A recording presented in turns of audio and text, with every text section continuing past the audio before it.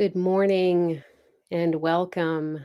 I'm the Reverend Eileen Wiviat, your senior minister. Whether the Unitarian Church of Evanston is your spiritual home or you are seeking comfort and connection in uncertain times, we are grateful that you are with us. We are an inclusive and welcoming community seeking truth and love and striving to nurture the human spirit for a world made whole. We are guided by our principles and values, which remind us in every moment and through every challenge that each of us matters and that we are all connected through the vast and beautiful web of existence. Together, let us remember our oneness, our kinship with one another, and may we hold one another in heart and mind with tenderness and careful attention.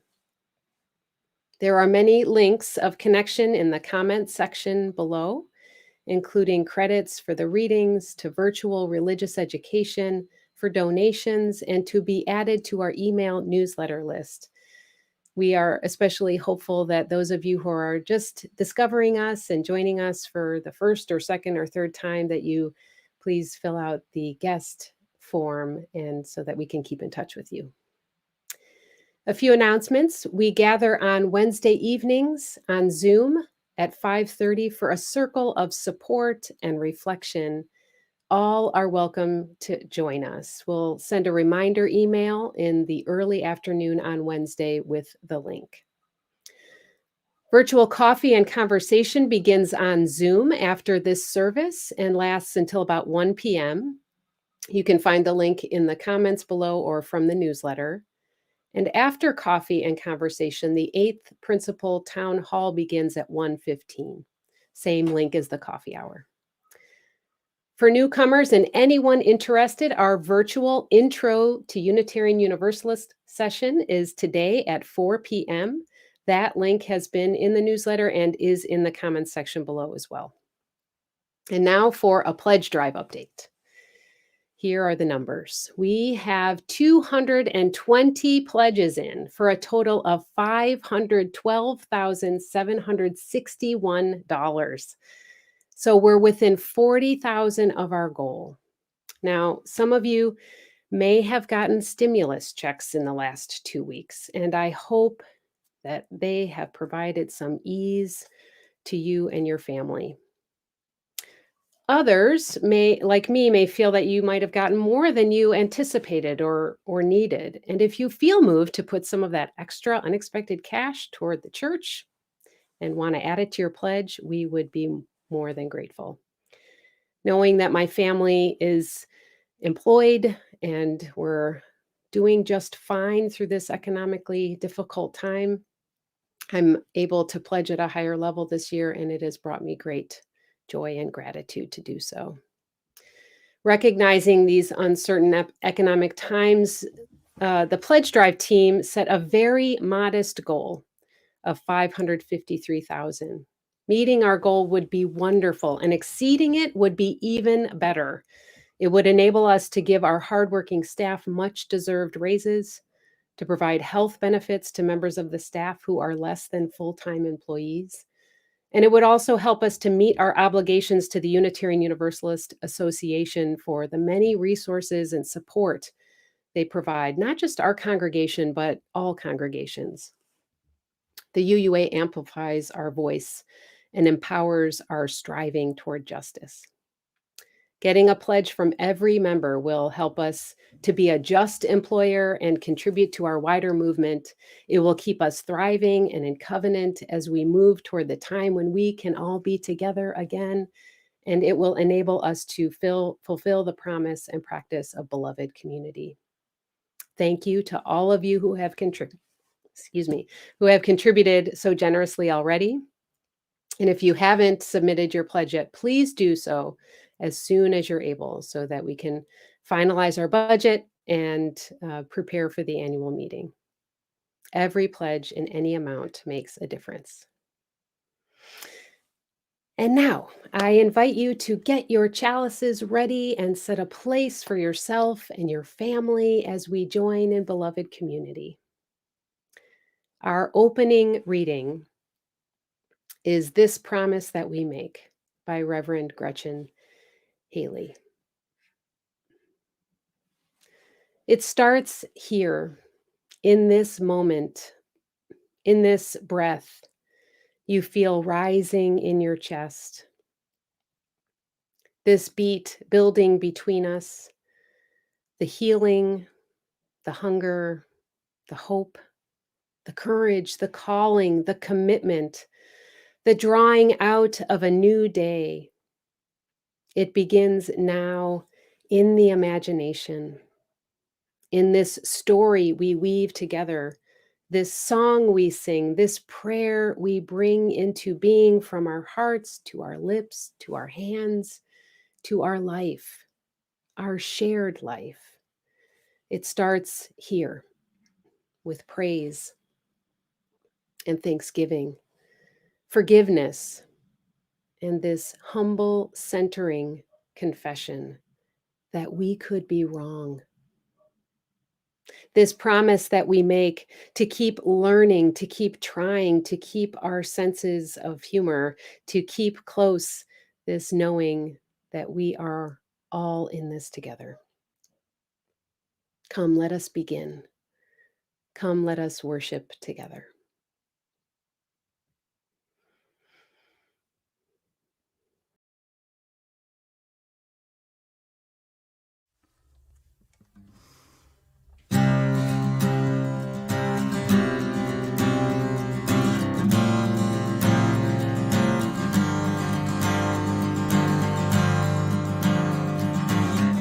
In the morning, and the sandhill cranes are calling across the sloughs, echoing on the land.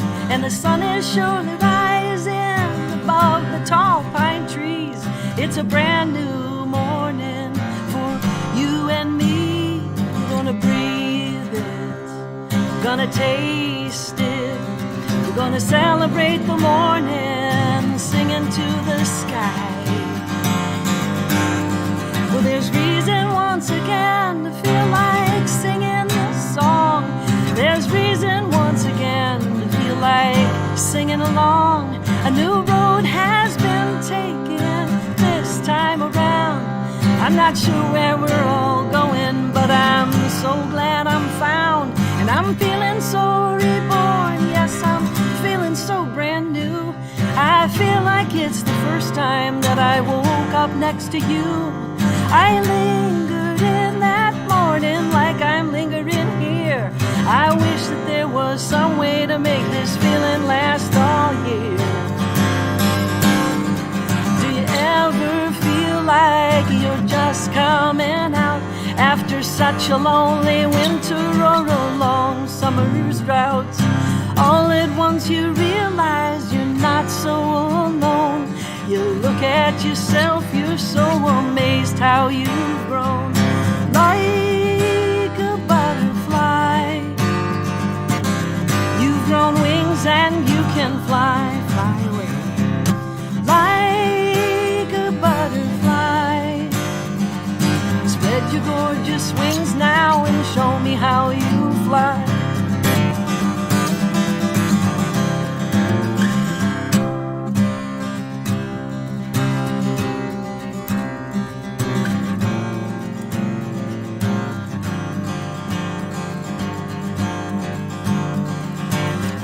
In the midnight, and I hear a lonely loon calling across the northern lake, and I look out at the moon.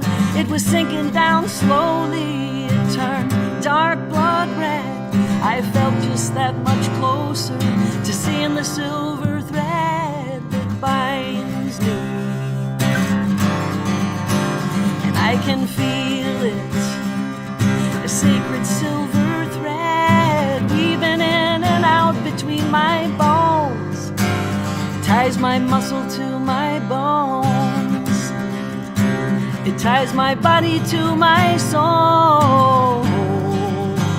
It ties my spirit to this earth and makes a circle complete between death and rebirth. And there's reason once again to feel like singing this song. There's there's reason once again to feel like singing along. A new road has been taken this time around. We are not sure where we're all going, but I'm so glad I'm found. And I'm feeling so reborn. Yes, I'm feeling so brand new. I feel like it's the first time that I woke up next to you. I lingered in that morning like I'm lingering here. I wish that there was some way to make this feeling last all year. Do you ever feel like you're just coming out after such a lonely winter or a long summer's drought? All at once you realize you're not so alone. You look at yourself, you're so amazed how you've grown. Like a butterfly, you've grown wings and you can fly away. Like a butterfly, spread your gorgeous wings now and show me how you fly. Spread your gorgeous wings now. Spread your gorgeous wings now. I'll spread your gorgeous wings now. Show me how you fly.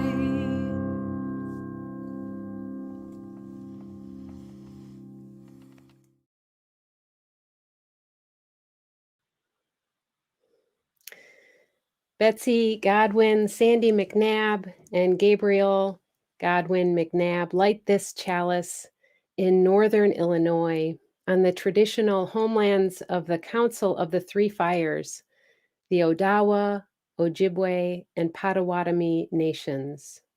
Many other tribes, including the Miami, Menominee, Ho-Chunk, Sac, and Fox, also called this area home.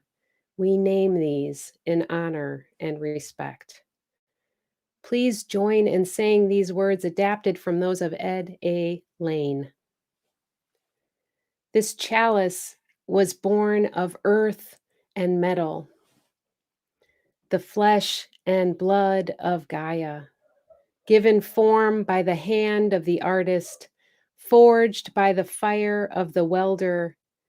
As we touch the flame to her lips, joining fire and air, may her light remind us of that unity of earth, air, fire, and water, of plant and animal, human and mineral, that we and the earth are one. Now please join in saying these words of our covenant. Love is the spirit of this church, and service is its law. This is our great covenant, to dwell together in peace, to seek the truth in love, and to help one another.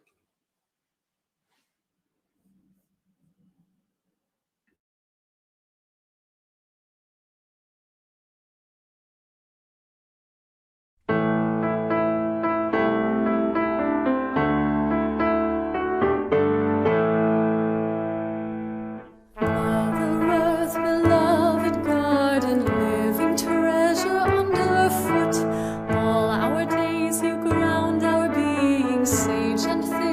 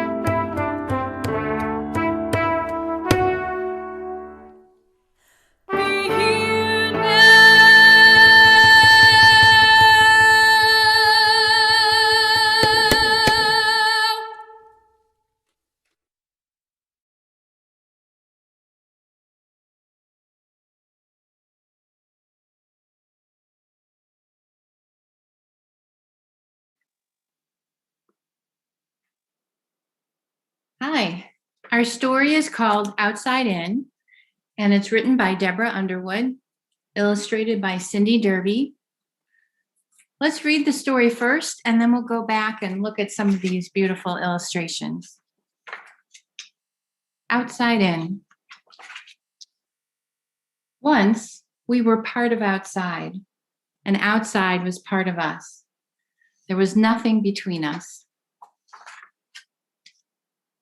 Now, sometimes even when we're outside, we're inside.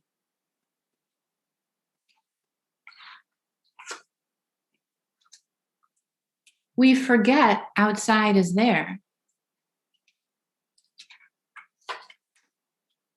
So, outside reminds us. With flashes at the window and slow magic tricks. It sends the sunset and shadows inside to play.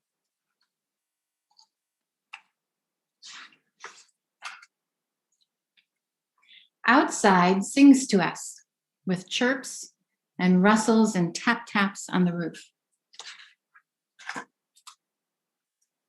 It beckons with smells, sun-baked, fresh, and mysterious. Outside feeds us. Sun, rain, and seeds become warm bread and berries. Outside cuddles us in clothes, once puffs of cotton. It holds us in wooden chairs, once trees. We feel outside in the warm weight of our cats and the rough fur of our dogs. Outside shows us there is a time to rest and a time to start fresh.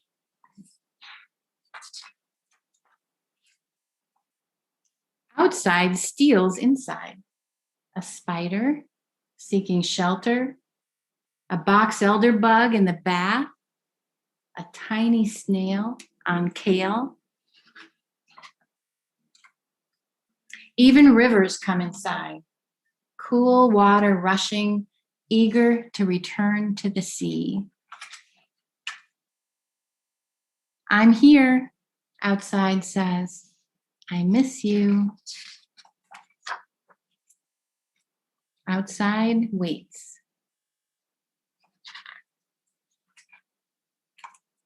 And we answer. So I hope you can see on the screen what a beautiful book this is and the lovely illustrations by Cindy Derby. Let's take a moment just to look at a couple of the especially nice illustrations. One that caught my eye is this line here. Now, sometimes even when we're outside, what is this over here? We see the beautiful trees, but then there's this line. And what's that right there? Can you tell? We're looking at a car from above. And then when we turn the page, we see what's inside the car. So sometimes even when we're outside, we're inside. Another illustration that caught my eye. Let me see if I can find it. Maybe you can guess which one. It has to do with some of our furry friends. This one. Did you notice this one? As we feel outside in the warm weight of our cats and the rough fur of our dogs. There's one more that I want to take a closer look at. Oh, and here it is. This one. Even rivers come inside, cool water rushing, eager to return to the sea. So what are these straight lines? What are those? I think they're the pipes from the plumbing. So when you are brushing your teeth and the water is going down the drain, did you know that that's going back to the sea, returning to the sea? So I hope you enjoyed this book. I think there's a lot here to remind us of what's so beautiful about the outside, and it's something to think about in the spring. And it's something to think about when we're starting a new beginning.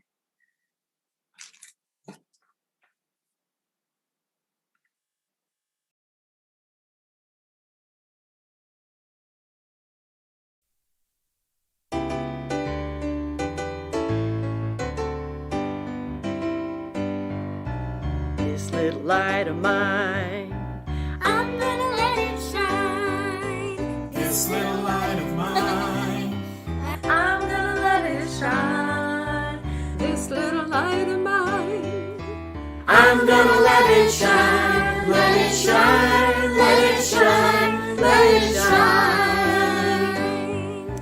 Everywhere I go, I'm gonna let it shine. Everywhere I go, I'm gonna let it shine. Everywhere I go, I'm gonna let it shine, let it shine, let it shine, let it shine.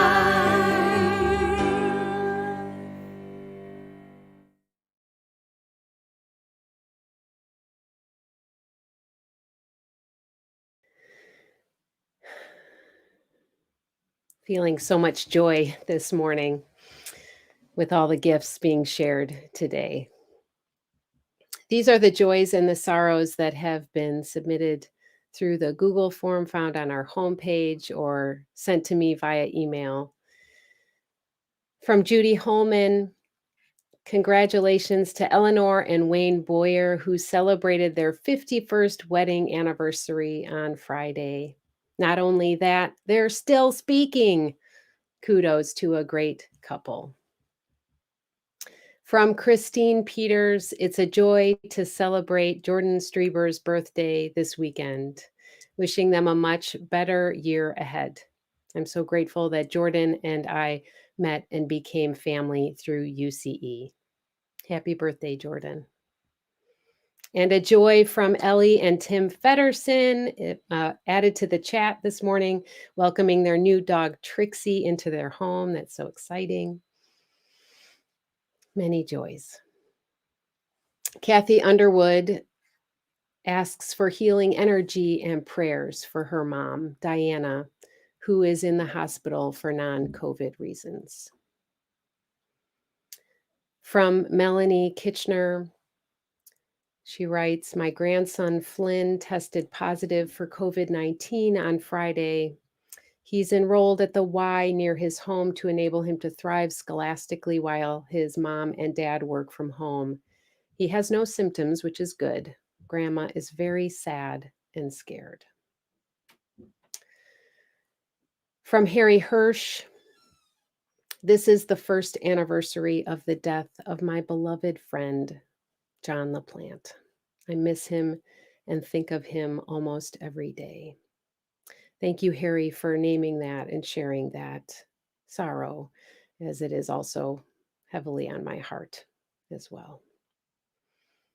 And also from Harry, my dear friend and companion Judith Ramey has returned from a hospital procedure which should benefit her well-being and activities. Wishing you good health, Judith. And I add my own sorrow and mourning for the hateful murder of 8 people in Georgia this past week.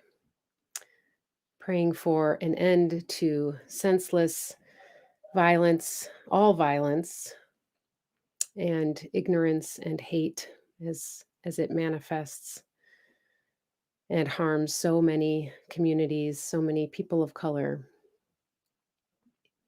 May we all know peace. We know that these are not the only joys and sorrows that are on our hearts.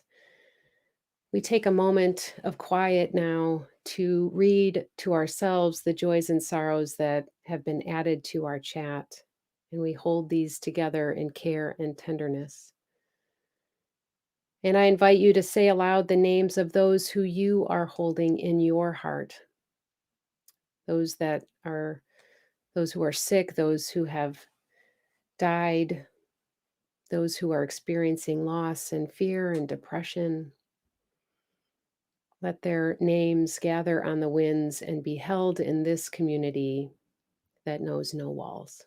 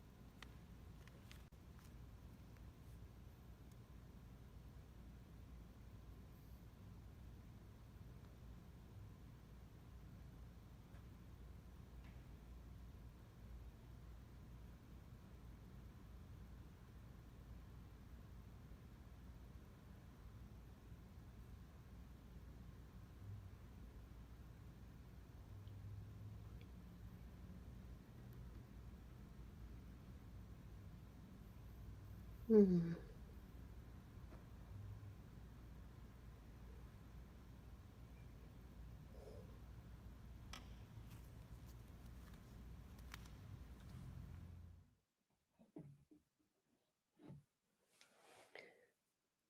Together, we expand our celebrations and lessen the burden of our grief.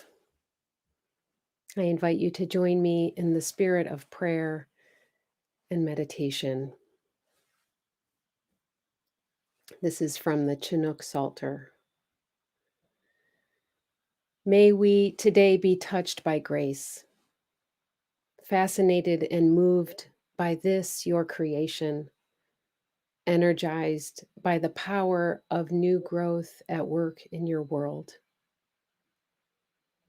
May we move beyond viewing this life only through a frame, but touch it and be touched by it. Know it and be known by it. Love it and be loved by it. May our bodies, our minds, our spirits learn a new rhythm, paced by the rhythmic pulse of the whole created order. May spring come to us, be in us, and recreate life in us. May we forge a new friendship with the natural world and discover a new affinity with beauty, with life, and with all things created.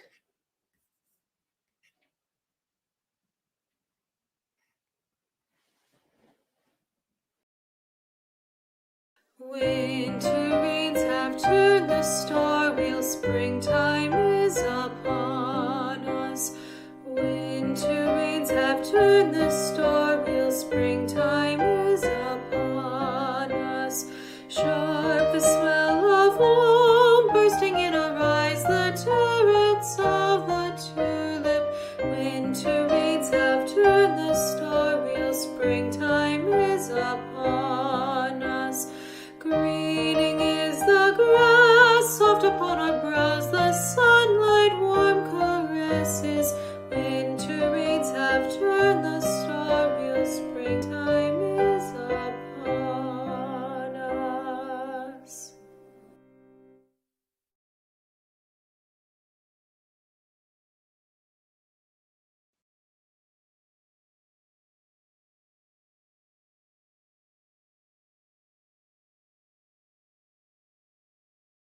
One another in the blessings of community, we take this time to invite you to give to our shared plate. Today's offering will be shared with the Poor People's Campaign, a national call for a moral revival.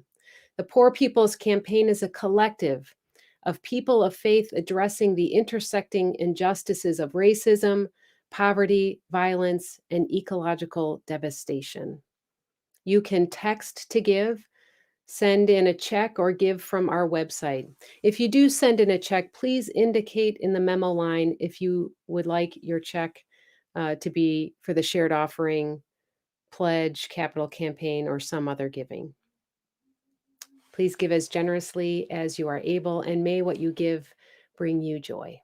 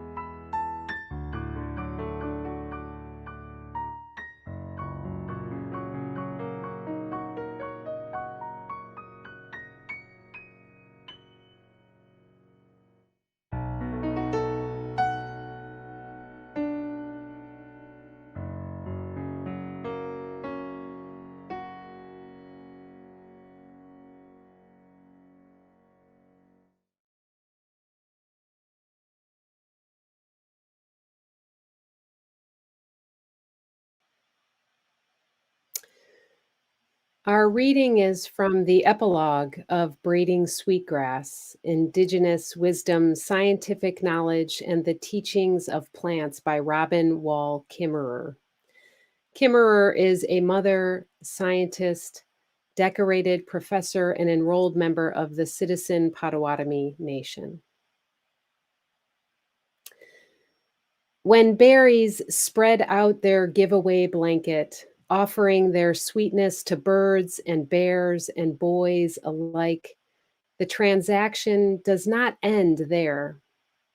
Something beyond gratitude is asked of us. The berries trust that we will uphold our end of the bargain and disperse their seeds to new places to grow, which is good for berries and for boys. They remind us that all flourishing is mutual. We need the berries and the berries need us. Their gifts multiply by our care for them and dwindle from our neglect. We are bound in a covenant of reciprocity, a pact of mutual responsibility to sustain those who sustain us. And so the empty bowl is filled. We are all bound by a covenant of reciprocity, plant breath for animal breath, winter and summer, predator and prey, grass and fire, night and day, living and dying. Water knows this, clouds know this, soil and rocks know they are dancing in a continuous giveaway of making, unmaking, and making again the earth.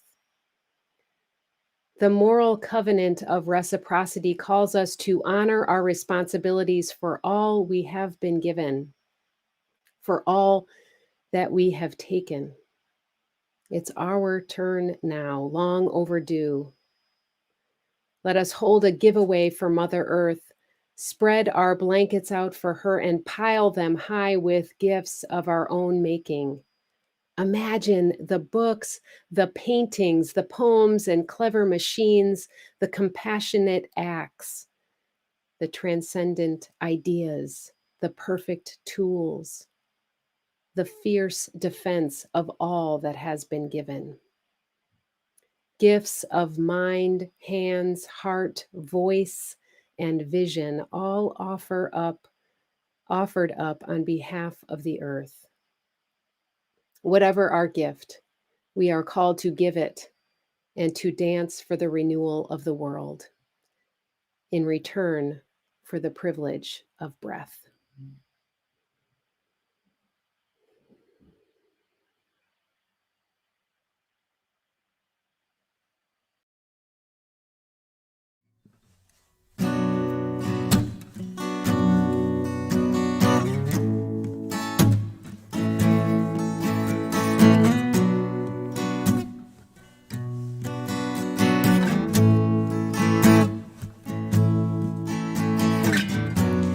I can almost see that big moon rising over the horizon in the evening,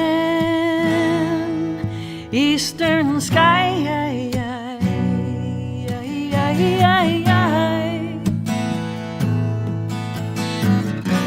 And I can almost see the seasons changing, colors rearranging. Isn't it amazing the way the geese do fly?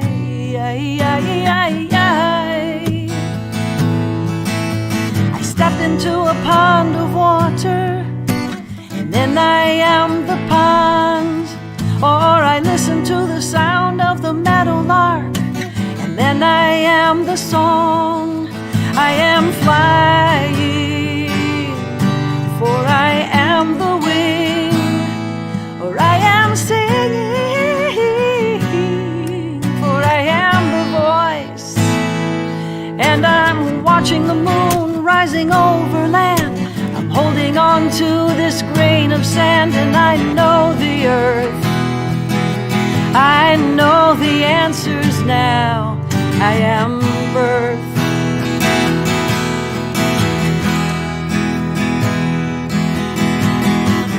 Come celebrate your seasons. Springtime will offer you new life. Summer seasons offer warm breezes with fruits to lick the juices of the vine. Fall offers all new transition to what is old and what is new. Winter holds us safe in slumber, waiting for another circle of seasons to pass through.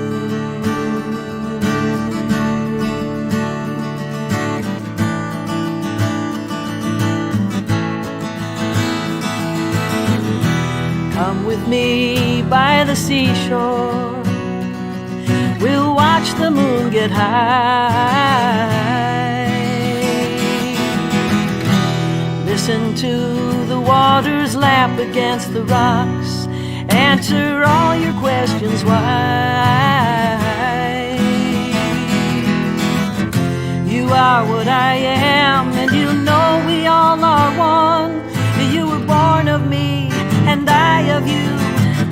We're of the sun, and we know the earth. We know the answers now.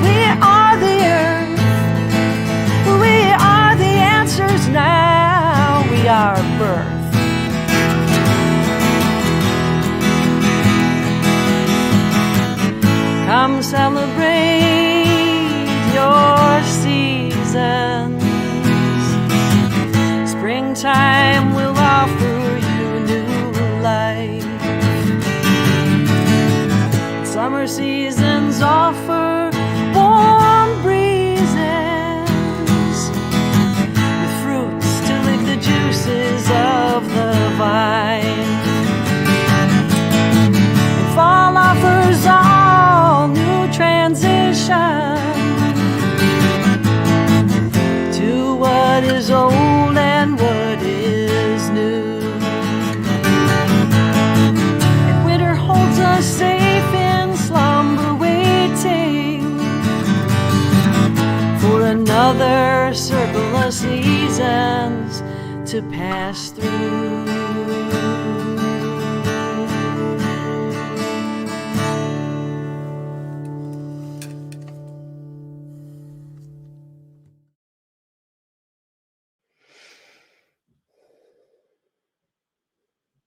I know y'all are at home going like this. Woo!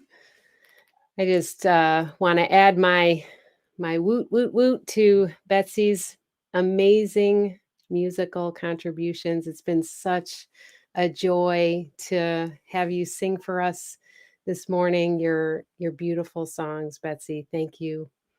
Thank you for your contributions. They've been in my head, dancing in my head all week. The seeds of this sermon were planted in January of 2020.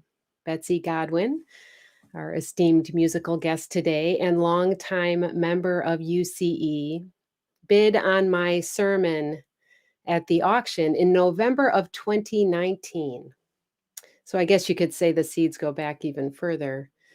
Betsy and I had lunch at the Farmhouse Restaurant in Evanston. We sat in the window with the sun streaming in on that cold winter morning and talked about some of her ideas for the service. In addition to being an incredible musician, Betsy has since retired from her 30 plus years of teaching high school biology. She is a gardener and a lover of the earth, as you can hear in her music. We talked about the soul breaking out of hibernation, feeling alone and realizing you're not. We talked about the truth that we are all connected and renewed through our connection to nature and the earth. All of these themes resonated with me before the pandemic, and they do even more now. I was excited to preach this sermon in April of 2020, but when we shut our doors, we decided to wait until we could be together again in the sanctuary. We didn't know how long that would be or how much we would need to be reminded of our connection across the soul-wrenching distance. Yesterday was the turning of the season from winter to spring. And what a long, cold, and lonely winter it has been. Do you remember last spring? Of course you do. Do you remember sitting in the window or walking outside and seeing the buds emerge? Never before had the flowers of spring been so imbued with our hunger for hope. It was as if every crocus was saying, "Hold on, we've got you. The earth is holding you. Life renews and returns. There is richness in the earth beneath, teeming with life and nutrients and healing." And the spring did help us get through amidst the anxiety and sadness and loss.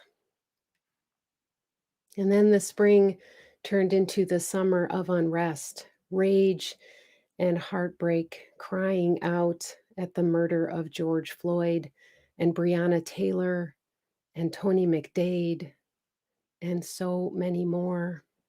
And the generational systemic reality of racism became more understood by more people on top of the collective trauma of pandemic.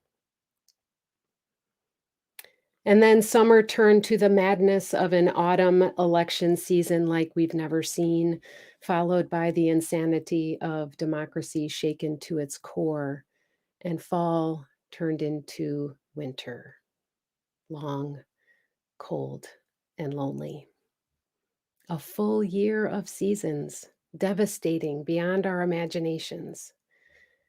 And here we are, on this verge of another pandemic spring, this time with new hopes, vaccinations rising with the crocuses. Yet coming out of hibernation is complicated and filled with trepidation. I know I'm not alone in being bone tired, weary, and exhausted by this year. I'm tired of the flatness of this screen.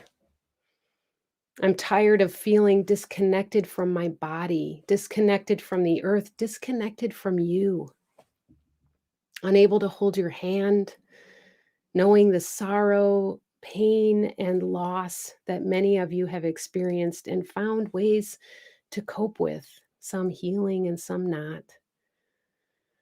All of the ways that we have learned to manage in this impossible time are understandable. Watching Netflix, overworking and underperforming, using drugs and alcohol, even if they don't really help and make things worse in the long term.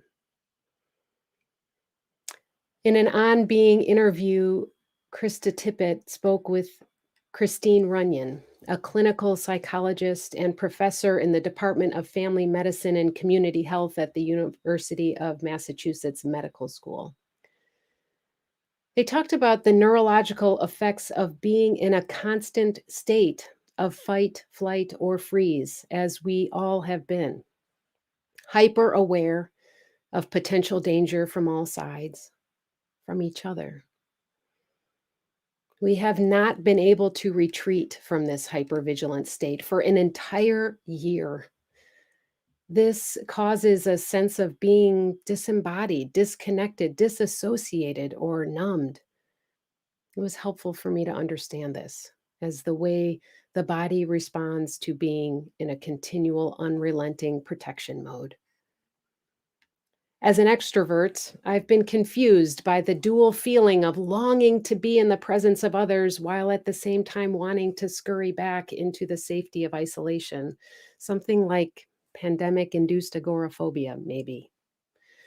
It's helpful to name this and know that I'm not alone. Another thing Runyon said that I found helpful is that the neurotransmitter of curiosity is dopamine.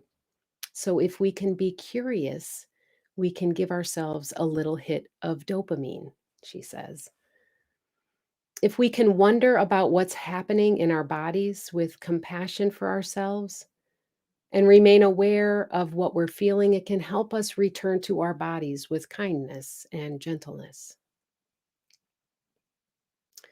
Now is the time to return to the earth, to each other, and to our own bodies.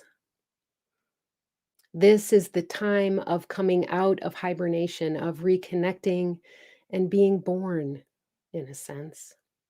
It is a vulnerable feeling, like being a grub coming out of the ground or a butterfly, wings wet and fragile, emerging from a chrysalis. As we consider what life will be like after this time, and as we return slowly to one another, it's helpful to name that it will be an adjustment. Just as physical distance and pandemic life was an adjustment we had to make so abruptly. We are all changed by this experience, and we will need to be tender with ourselves and one another as we process our collective trauma. Healing and resilience of the soul is rooted in our bodies, and our bodies are rooted to the earth. In the months and years ahead, reconnecting with our bodies by reconnecting to the earth will be a life-saving practice. As Unitarian Universalists, we covenant to live with the understanding of our interconnection with all life and the earth. We are called to practice this in faith. Dr. Erin Uchwin McMurrow is the author of the book Grounded, a fierce feminine guide to connecting with the soil and healing from the ground up. She holds a doctorate in policy planning and development, as well as a passion for regenerative agriculture, soil health, and spiritual healing. In an interview with Tammy Simon, she speaks about how the health of the soil and the health of our spirits are deeply intertwined. She talks about the need to take off our shoes and put our feet to the earth and breathe. This may sound a little too woo-woo for you. And Erin, academically trained with a grounding in scientific reason, had to come out of what she calls the woo closet. She had to overcome her own skepticism and the skepticism of academic colleagues to change the narrative about the mind, soul, body, earth connection, and how awareness and integration of these hold tremendous healing power. The soil is alive, says Dr. Uchwin McMurrow. The worms and microbes, mushrooms and root systems, nutrients and nitrogen are all necessary components of a healthy planet. Our connection with the earth, however that might be found, is necessary for the health of our souls. And the health of our souls translates into a commitment to being in harmony and healthy relationship with the planet. Connecting with the earth can be found in many ways. Lots of you have talked about being in nature during this pandemic and how important that has been to your well-being. Daily walks in my neighborhood or snowy walks in the woods have been life-saving to me as well. Digging and planting in the garden is a way of reconnecting with the earth, or you may be able to start by planting a single succulent in a pot on your desk. Whatever it takes. This week on my walks, I stopped to touch the bark of trees and stole the moment when I didn't think anyone was looking to hug an oak. I wrapped my arms around its broad trunk and pressed my cheek to the rough skin. Forest bathing, or Shinrin-yoku in Japanese, is the practice of taking in the forest's atmosphere. It has innumerable benefits to our minds, bodies, spirits, and relationships, and you don't have to go far to do it. Science shows us the impact of trees on our mental and physical health. Urban areas with enough green space show higher birth weights, fewer deaths from cardiovascular and lower respiratory tract illness, faster recovery from surgery, stress reduction, and lower prevalence of asthma. Even if you feel funny hugging them, simply looking up at the trees whenever you're outside can boost your mood and help you feel grounded. Try it. Indigenous peoples' wisdom teaches the interrelationship of the earth with all beings within, upon, and around her. Robin Wall Kimmerer, the author of Braiding Sweetgrass, which I read from earlier, writes about the animacy of all beings, including rocks, water, and soil. There is a word in Potawatomi, Papawi, which translates in English to the force which causes mushrooms to push up from the earth overnight. And there are words that animate what non-native people may think of as inanimate.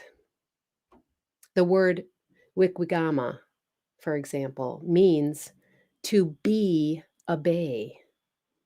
Not a bay, to be a bay, which releases the water from bondage and lets it live. Kimmerer says that in most indigenous languages, we use the same words to address the living world as we use for our family, because they are our family. Can we draw on this wisdom and know that we are all kin? Can we be healed through mutual, reciprocal, and grateful relationships with all life? Healing from the collective trauma of pandemic loss, white supremacy culture, patriarchy, militarism, and climate devastation calls on all of us to be in this kind of relationship with ourselves, each other, and the land. Foraging is a way of being in relationship with the earth that is mutual, reciprocal, and rooted in gratitude.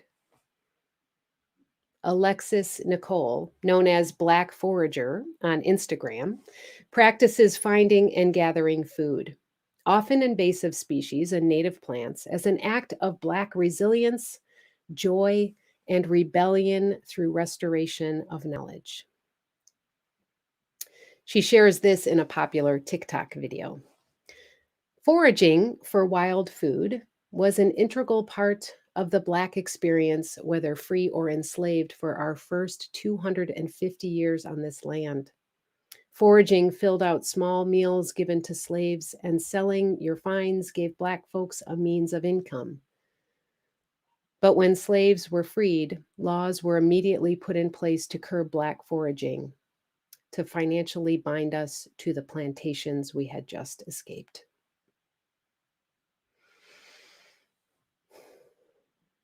Drawing gifts from the earth with respect, wisdom, and gratitude is an act of resilience, self-care, and mutual healing. Connecting to the earth, to the soil, to the land can look many different ways depending on who you are and what resources you have access to. It can be revolutionary, mutually restorative, and renewing. Or it can be more about healing and quiet stillness. It can take the form of planting native plants or a pollinator garden. It can mean composting your food scraps. It can mean visiting a local farm or supporting local farmers. It can mean foraging safely and sustainably for edible food the earth provides. It can mean putting up solar panels on your roof or supporting legislation for a Green New Deal. It can mean hugging a tree when you go on a walk. Or it can mean taking off your shoes and putting your feet on the grass and breathing in deeply. Let us start here and now with our breath. It is so easy to forget to breathe in our neurologically frozen in fight or flight bodies. It is so simple and yet so powerful to breathe. And I want to acknowledge that breathing is not a neutral word. We don't all have access to breath in the same way. Knowing that, let us together take a moment to do our best to breathe. If you are able to sit with your feet on the floor, I invite you to do so. Breathe in, breathe out.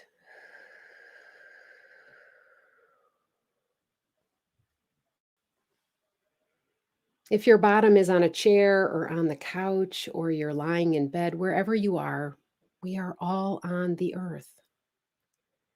Breathe in, breathe out.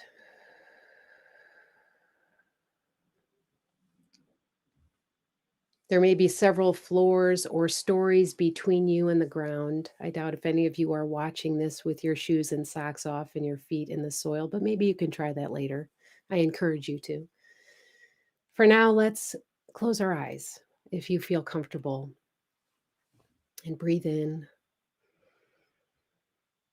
and breathe out.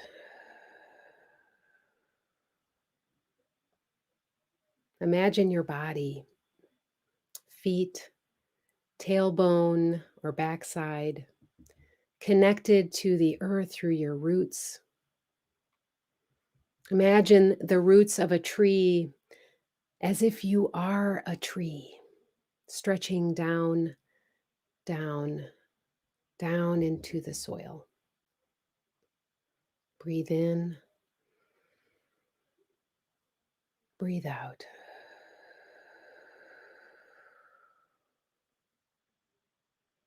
Imagine the ants and centipedes, cicadas and beetles, your roots moving past them all. Imagine the roots of other trees, other people who you connect with under the soil. Breathe in and breathe out. Imagine your roots entwined, communicating life-giving information, data for living in harmony with all the plants, animals, and beings of the earth and the earth itself.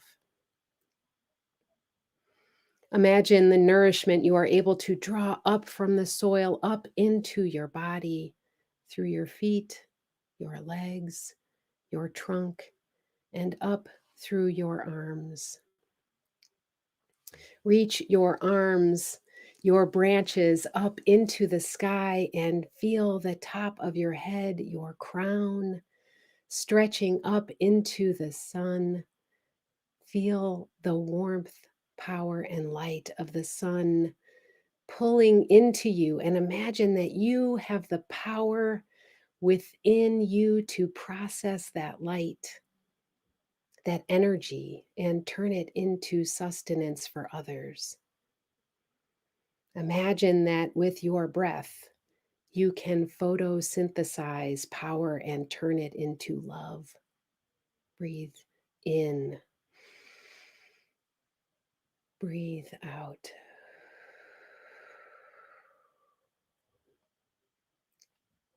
Imagine that you are part of a great and magnificent cycle, a beautiful web of mutuality, reciprocity, and thanks. Breathe in and breathe out.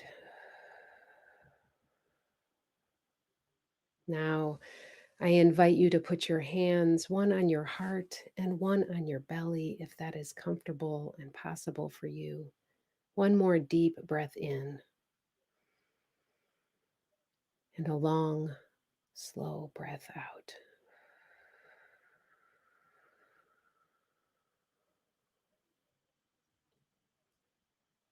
Open your eyes and return to this connection across the airwaves, across our screens. Beloveds, may we commit to breathing deeply, returning to our bodies with compassion for ourselves. May we remember our connection to one another and to the earth. May we take the time to return to our bodies as we open up to spring, adapt to the bright light of life ahead. May we consider thoughtfully our part, knowing that we can never repay the earth for all the earth gives us, but wondering, what is it we offer of ourselves to life, to each other, to the earth, to our own thirsty souls? May we be tender with ourselves and with each other as we heal, as we reacquaint and recommit ourselves to the world. Amen.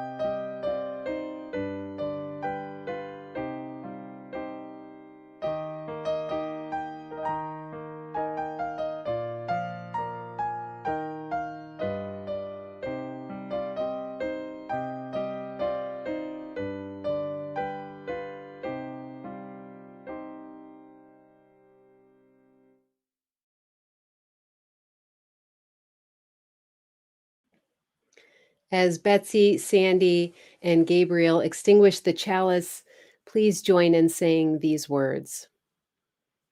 Though the flame is extinguished, We carry with us the warmth of community, the light of truth, and the fire of commitment until we are together again.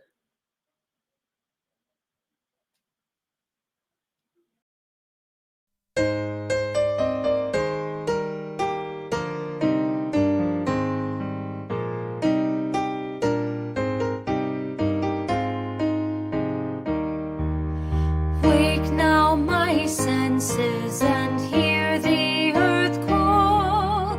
Feel the deep power of being in all.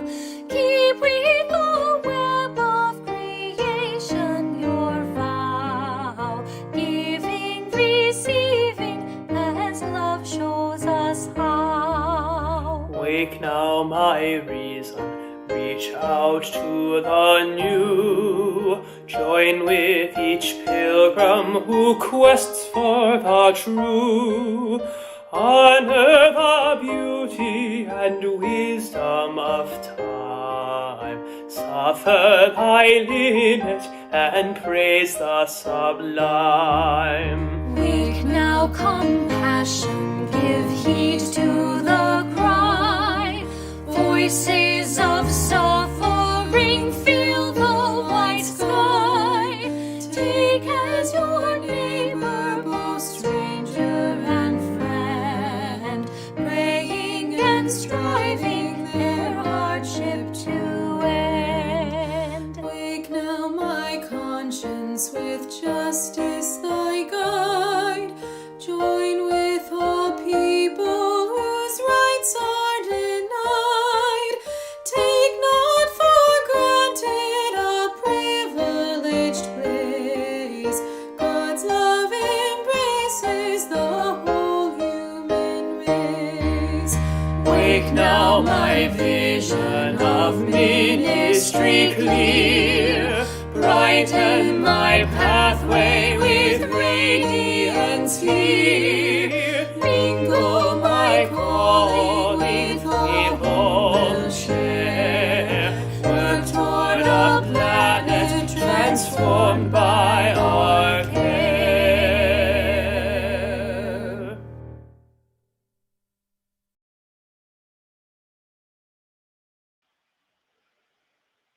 Our benediction is from Thomas Merton. To all the children, to the children who swim beneath the waves of the sea, to those who live in the soils of the earth, to the children of the flowers in the meadows and the trees in the forests, to all those children who roam over the land, and the winged ones who fly with the winds, to the human children too, that all the children may go together into the future. Blessings.